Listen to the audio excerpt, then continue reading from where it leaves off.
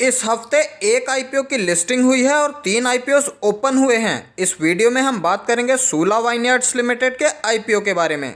सबसे पहले कंपनी के बेसिक पॉइंट्स को कवर कर लेते हैं। बात करें सूला वाइनयार्ड्स के बिजनेस की तो जैसा नाम से ही समझ में आता है, कंपनी वाइन बनाने का काम करती है और 50% से ज्यादा मार्केट शेयर इन्हीं के पास है। किसी भी बिजनेस में मार्केट लीडर होना और 50% से ज्यादा मार्केट शेयर रखना अपने आप में ही एक एडवांटेज होता है।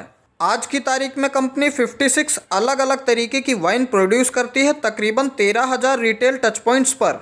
वाइन बिजनेस के अलावा कंपनी का एक और बिजनेस है वाइन टूरिज्म का बिजनेस, जिसमें कंपनी जहां पर वाइन प्रोड्यूस करती है वहीं पर टेस्टिंग या रिजॉर्ट्स की फैसिलिटी प्रोवाइड करवाती है, जहां वो लोग विजिट करते हैं जिन्हें वाइनयार्ड्स को देखना है या वाइन टेस्ट करनी हो, और वो इनके फ्यूचर कस्टमर्स में भी कन्वर्ट हो सकते हैं। अब देख लेते हैं कंपनी के फाइनेंशियल्स। बात करें अगर टोटल एसेट्स की तो मार्च 2020 तक कंपनी के कुल एसेट्स जहां 831 करोड़ रुपए के थे, वो अगले साल मार्च 2021 में कम होकर 751 करोड़ रुपए के हो गए। मार्च 2022 में इनमें थोड़ी सी जंप देखने को मिली और ये 758 करोड़ तक पहुंचे, और 30 सितंबर 2022 तक टोटल एसेट्स 770 करोड़ रुपए के रह गए। अगर कंपनी के टोटल रिवेन्यू की बात करें तो मार्च 2020 में कंपनी के रिवेन्यूज जहां 523 करोड़ के थे, वो मार्च 2022 में कम होकर 456 करोड़ के रह गए।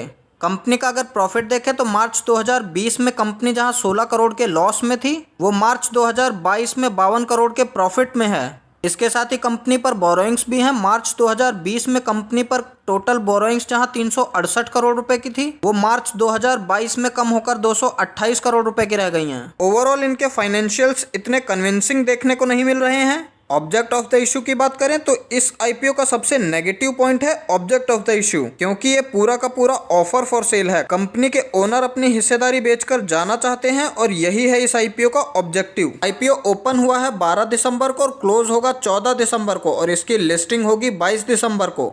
एक रिटेल इन्वेस्टर को मिनिमम 14,994 रुपए चाहिए एक लॉट अप्लाई करने के लिए। आईपीओ से पहले ऑलरेडी प्रोमोटर्स की होल्डिंग कम है 28.44%, जो कि आईपीओ के बाद रह जाएगी 27.33%, जो अगेन एक नेगेटिव पॉइंट हो जाता है।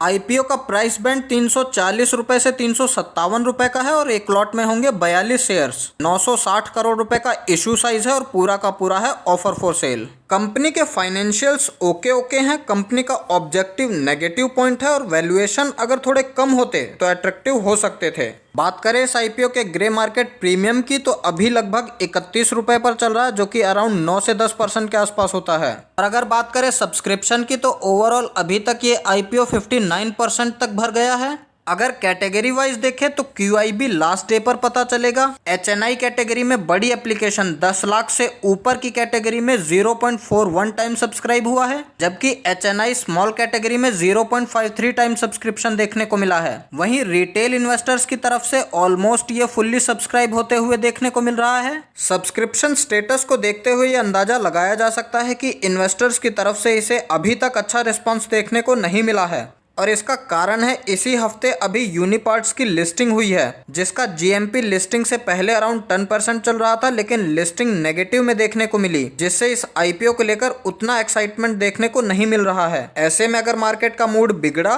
तो आपको पता भी नहीं चलेगा कब ये छोटा सा लिस्टिंग गेन नेगेटिव में बदल गया। ओवरऑल ये कोई ऐसा आईपीओ नहीं है जिसके लिए एक्साइटमेंट हो, तो आप अगर रिस्क नहीं लेना चाहते हैं तो इस आईपीओ को अवॉइड करके चलिए। बाकी फिर भी अगर आप इस आईपीओ में अप्लाई करना चाहते हैं तो कल के दिन फर्स्ट हाफ में इस आईपीओ का सब्सक्रिप्शन स्टेटस जरूर चेक कर लीजिएगा। तब तक अगर ये आईपीओ 4 से 5 गुना सब्सक्राइब होता है तो आप इसमें अप्लाई करने के बारे में सोच सकते हैं। तो कैसा लगा आपको ये आईपीओ रिव्यू, और क्या आप इस आईपीओ में अप्लाई करेंगे, हमें कमेंट करके जरूर बताइए। वीडियो पसंद आया हो तो वीडियो को लाइक कीजिए, शेयर कीजिए अपने दोस्तों के साथ और चैनल को सब्सक्राइब कर लीजिए।